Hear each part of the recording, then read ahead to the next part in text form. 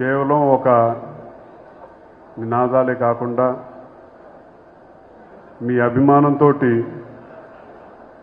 ఇంకా కేవలం 10 రోజులు ఉంది. మన ప్రాంతాన్ని మనం కాపాడుకుందామా లేదా అని చెప్పనేది మన చేతుల్లో ఉంది. బటన్ నొక్కి నొక్కి పాపం జగన్ రెడ్డి గారు 5 సంవత్సరాల పాటు అలిచిపోయారు. ఇది ఒక అవకాశం అని చెప్పని 5 సంవత్సరాలు నొక్కుతూ ఉన్నారు. మనందరికీ 13వ తారీఖున అవకాశం వస్తుంది. మనమందరం బటన్ నొక్కి ఈ బటన్ రెడ్డి గారిని వెనక్కి పంపించేద్దామని చెప్పని కూడా మిమ్మల్ని అందరినీ కోరుకుంటా ఉన్నాను.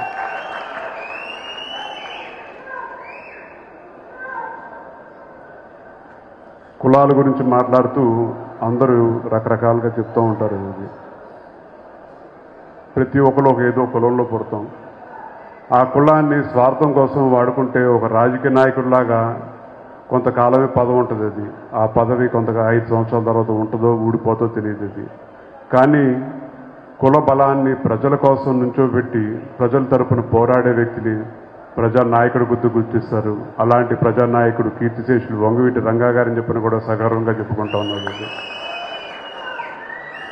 ఇవాళ అన్ని విద్వేషాలు అన్నీ పక్కన పెట్టి కలిసికట్టుగా పోరాడాలని చెప్పని ఇవాళ తెలుగుదేశం పార్టీ అభ్యర్థులు ప్రకటించినా సరే, జనసేన సీట్లు తక్కువ తీసుకున్నా సరే, పవన్ కళ్యాణ్ గారు పిలిపించారని చెప్పంటే, ఈ ఎన్నికల వేళ జగన్ రెడ్డి గారు సిద్ధమని చెప్పంటే జన సైనికులు ఎప్పుడైనా సరే సై అని చెప్పంటూ దూసుకెళ్ళిపోవటానికి రెడీగా ఉన్నారు. కాబట్టి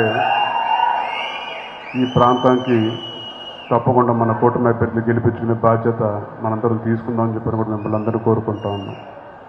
ఈ ప్రాంతానికి గుంటూరు పార్లమెంటు ప్రాంతానికి ఒక విశిష్టత ఉంది.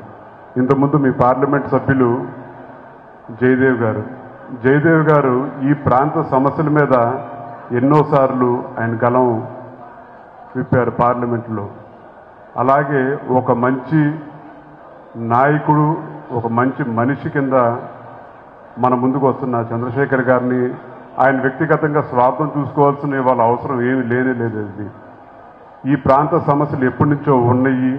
అలాగే ఈ ప్రాంతంలో రాజధాని అనేది సగంలో ఆగిపోయింది. ఆ ప్రాంతాన్ని మొత్తం అంతా అభివృద్ధి చేయాలని చెప్పని ఒక సంకల్పంతో ముందుకొచ్చారు. కాబట్టి మనందరం కలిసికట్టుగా ఆయనకు మద్దతు తెలియజేయాలని చెప్పని కూడా మిమ్మల్ని అందరినీ కోరుకుంటా ఉన్నాం. అలాగే గుంటూరు ప్రాంతం నుంచి నుంచుంటున్న మాధవి గారికి మనందరం కలిసికట్టుగా పనిచేయాలి. పనిచేయటమే కాకుండా అత్యధిక మెజారిటీతో గెలిపించుకునే బాధ్యత కూడా మనందరం తీసుకోవాలని చెప్పని కూడా మిమ్మల్ని అందరూ కోరుకుంటూ, పెద్దలు రామాంజనేయులు గారు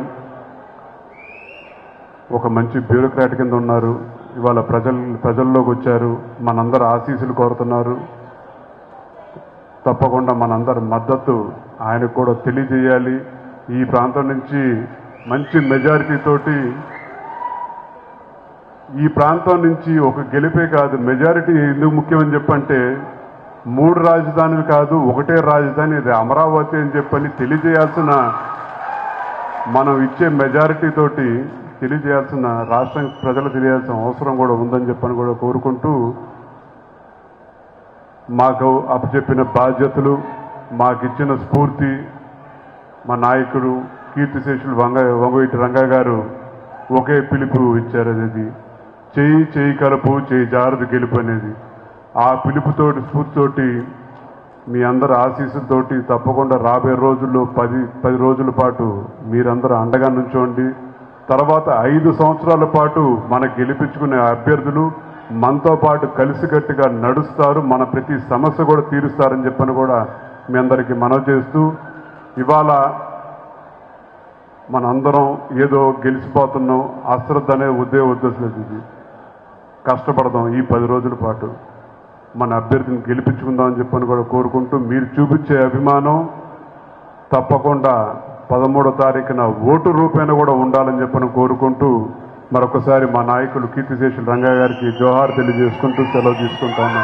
జోహార్ BM Ranga. Thank you Radhababu గారు. మళ్ళీ మీ ద్వారా వారసుడు స్వర్గీయ రంగా గారు మరలా పుట్టాలి, మా అందరి కోసం రావాలని ఈ సభాముఖంగా ఆ దేవుణ్ణి ప్రార్థించుకుంటూ, అలాగే ఇప్పుడు ఇక్కడ ఈ